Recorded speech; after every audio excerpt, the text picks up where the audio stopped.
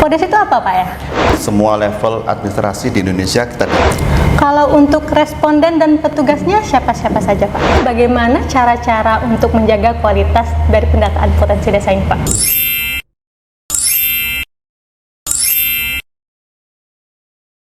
Assalamualaikum warahmatullahi wabarakatuh. Halo dulur-dulurku sahabat data, jumpa lagi dengan saya dalam acara Tanjak, tamu asik diajak bicara statistik. Desa dan kelurahan merupakan unit pemerintahan terkecil di suatu daerah yang mempunyai karakteristik yang unik. Desa dan kelurahan dalam sistem pemerintahan daerah merupakan ujung tombak suksesnya otonomi daerah, karena di dalam sistem pemerintahan desa terdapat suatu hak dan kewajiban desa dan kelurahan untuk menjalankan roda pemerintahan supaya menimbulkan suatu kesejahteraan untuk masyarakatnya. Pada bulan Mei 2024, BPS seluruh Indonesia melakukan pendataan potensi desa atau disingkat dengan PODES. Apa itu PODES? Hari ini akan kita bahas bersama tamu asyik kita berikut ini. Halo Pak Guntur. Ya, Mbak Lydia. Sibuk apa nih?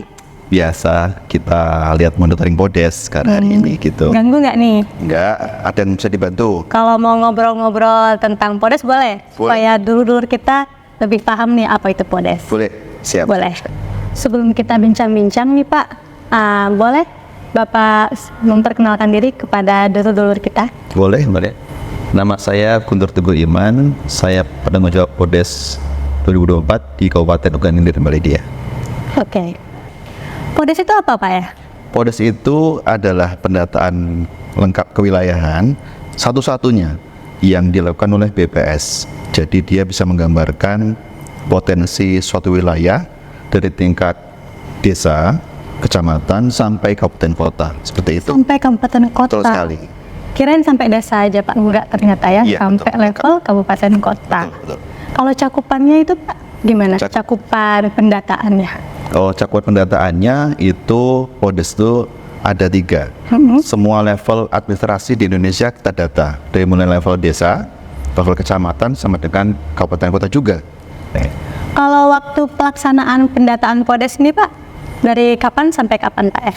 PODES ini dimulai dari tanggal 2 Mei sampai dengan 31 Mei 2024, Mbak Lydia. Berarti 1 bulan penuh ya Pak ya? Betul sekali. PODES. Iya. Itu secara serentak se-Indonesia. Betul sekali. Nah, Ya. untuk metode pendataannya bagaimana Pak? Masih menggunakan paper kah atau sudah menggunakan teknologi yang lebih canggih? Alhamdulillah PODES kali ini kita sudah menggunakan CAPI, Mbak Lydia, CAPI. yaitu Computer Assisted Personal Interview.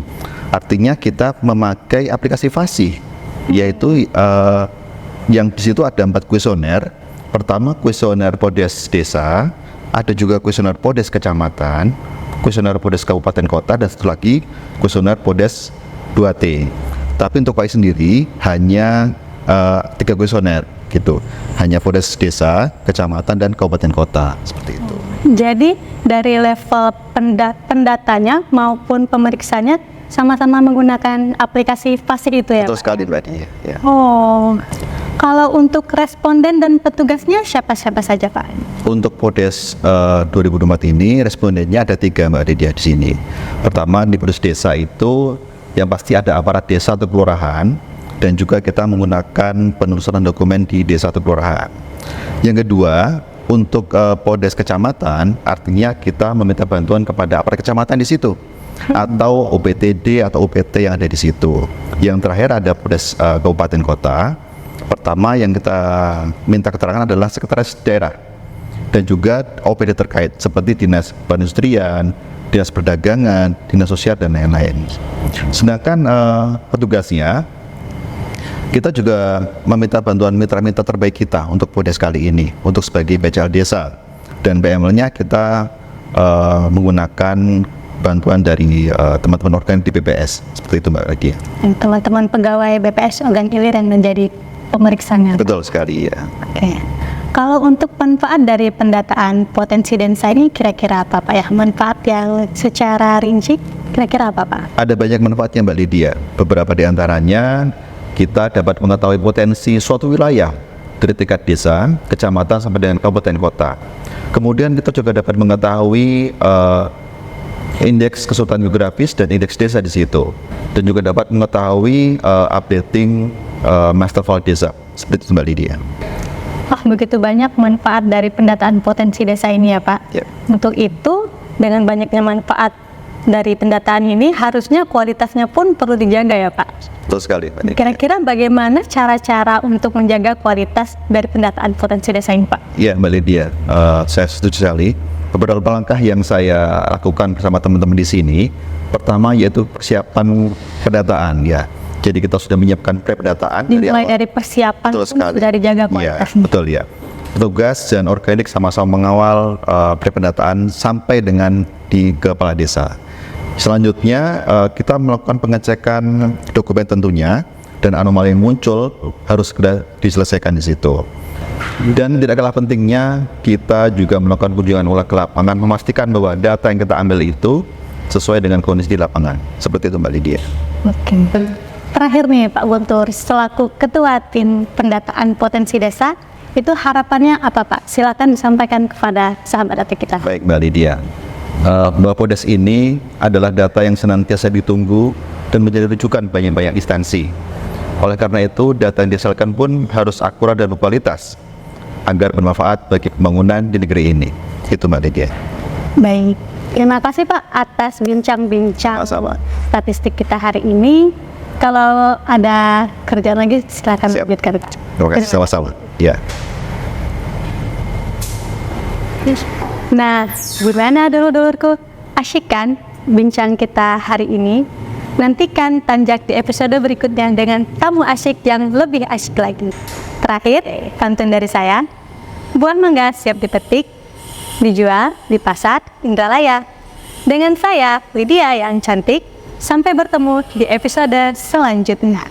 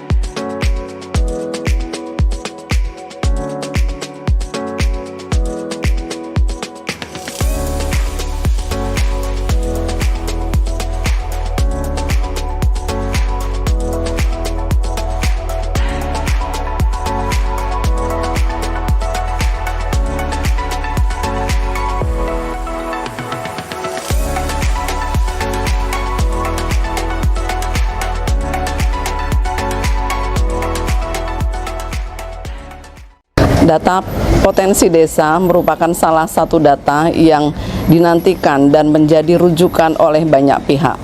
Oleh karena itu, kualitas data menjadi hal yang sangat penting kita perhatikan. Untuk itu, kepada responden pendataan Podes diharapkan dapat memberikan data yang akurat sesuai dengan kondisi dan potensi di desa. Pendataan Podes 2024 menyediakan data yang berkualitas bagi pembangunan desa.